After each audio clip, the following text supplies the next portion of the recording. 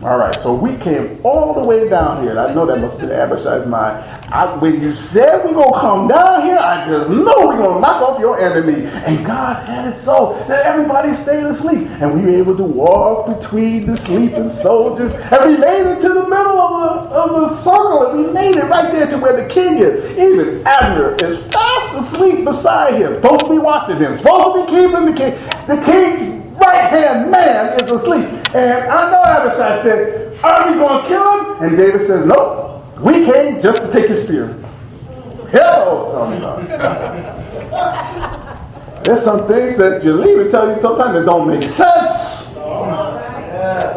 And confidence in a leader is to be able to do what he says, even when you don't understand why. Comes a certain time where you got to be a follower. Right. And just do what he said. That's what he said. Okay, I don't get it. We came all the way down here, but we're going to just take the spear. Just take the spear. Yes. So David took the spear and the cruse of water from Saul's bolster, and they got away, and no man saw it, nor knew it, neither awaked. For they were all asleep, because a deep sleep from the Lord was fallen upon them. See, that's a miraculous thing right there. God making a way. Then David went over to the other side and stood on the top of a hill far off. Got a good distance away. Right? Just in case when they wake up, they can't pursue him. He'd be able to get away. Good distance away, but he can see them. He's a great space being between them. And David cried to the people, gave them their wake-up call. And to Abner, the son of Ner, in particular, look at this, saying, answerest thou not, Abner? Abner! Don't you hear me, Abner? Then Abner, he woke up and he answered and said, who art thou that criest to the king? And David said to Abner, art not thou a valiant man? And who is like thee in Israel? Wherefore then hast thou not kept thy lord the king? For there came one of the people in to destroy the king thy lord. This is not a good thing that thou hast done. As the Lord liveth, ye are worthy to die, because ye have not kept your master, the Lord's anointed. And now see where the king's spear is. Look at him, shaking it in the air. And the cruse of water that was his bolster, at his bolster. Now the interesting thing, I think there's a little note of irony, maybe even of a pang of sadness in David's voice. Because David, not too long ago, was at the right hand of the king. Trusted servant. And David, because he had a heart for God, had a heart for Saul. All right. Saul always had machinations and plans and schemes against David, but David had no ill feeling towards the king. All right. Now, he sees that the king has a new right-hand man, asleep at the wheel. The man who should be protecting Saul's life isn't up to the job. And even in this situation, if there's somebody who saved Saul's life this very night, it was David. It was David who stayed the hand of his own servant and kept Saul alive. All right. And so that's the reason I think he picks on Abner a little bit. Abner, what are you doing? You're sleeping, and your king was in terrible jeopardy. He could have died tonight, and you wouldn't have been awakened. Even by the sound of that spear going into his chest, you wouldn't have been awakened. Abner, you fell down at the job. But it's a job that I would have done. It's a work that I did gladly. I kept my king. Now look at this. And once again, this is one of those situations. David is known. He is known by his adversary. And Saul knew David's voice. That's the 17th verse. And said, is this thy voice, my son David? And David said, it is my voice, my Lord, O king. And he said, wherefore doth my Lord thus pursue after his servant for what I have done?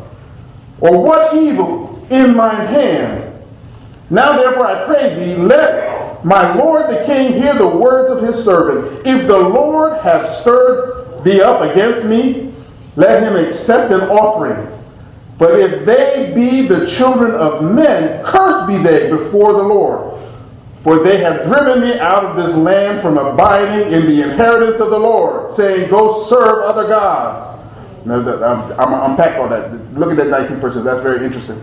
He says, look, king, if you're against me because the Lord told you something about me, if it is the hand of the Lord that has put me in a situation where I'm running from my life, all right, that's one thing. I'll make sacrifice with the Lord. I can fix it with God. But if men have been talking into your ear, if this is all about what somebody told you, and you're not judging me by what I've done, but what you heard about me, he said, you need to realize I've been chased out of my own land. Not by what I've done, not by any evil that I've done, just by what is presumed and what people feel and what people may be telling you. This is unfairness. I have been persecuted unfairly. All right. Now therefore let not blood fall to the earth before the face of the Lord, for the king of Israel has come out to seek a fleet. Look, there's no reason to try to kill me. I'm nothing to you. You got the kingdom. You got the power. Why are you chasing after me? I'm a flea. As one that doth hunt a partridge in the mountains. It really is like he's chasing after a bird. It really is. It really is like he's a hunter. And they said, I can't even hurt you. There's no reason for this. Why do you want to try to kill me? Then Saul said, conviction in his heart, I guess, for a time anyway. I have sinned. Return, my son David, for I will no more do thee harm. Because my soul was precious in thine eyes this day. Behold, I have played the fool and have erred exceedingly. And David answered and said, behold the king's spear. Let one of the young men come over and fetch it. Take back your spear, king. And the Lord rendered to every man his righteousness and his faithfulness, for the Lord delivered thee into my hand this day. But I would not stretch forth my hand against the Lord's anointed. And behold, as thy life was much set by this day in mine eyes, so let my life be much set by in the eyes of the Lord, and let him deliver me out of all tribulation. That's so significant. We'll go back to the 24th verse in a minute. Then Saul said to David, blessed be thou, my son David. Thou shalt both do great things, and also shalt still prevail. Once again, Saul blesses his enemy. So David went on his way, and Saul returned to his place. Now, we've looked at this story before. We were in the 24th verse. We looked at the 24th chapter of 1 Samuel. We looked at the situation where David withheld in another time in a cave. He withheld his men from hurting the king. Yes. And then confronted the king with the fact that he had cut off just a piece of his garment, yes, right, and he hadn't harmed him. Again, we have the picture here of a temptation coming up before David, a chance to strike out and strike back at this person who is unfairly persecuting him. But he chooses not to do so. And he says specifically that he chooses not to do so. This is the 24th verse. Because he wants the regard that he had for Saul to be reflected by the regard God has for him. I won't hurt the king because I want God to honor me. I will do what's right to the civil leader, yes, to the leader of our society, yes, leader of our nation, because I'm respectful of God's order and authority. And I trust if I honor the king, God will protect me.